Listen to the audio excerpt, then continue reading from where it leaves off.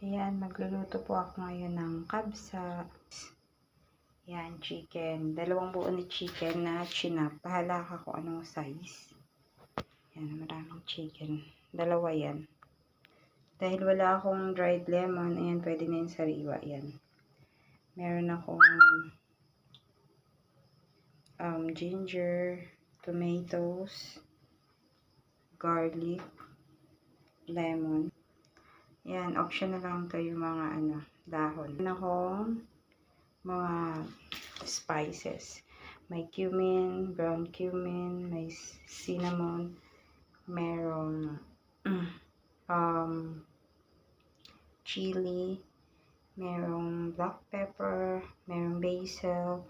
Yan, mga 7 spices, ganyan. Tapos, meron akong chopped onion. Dahil wala rin akong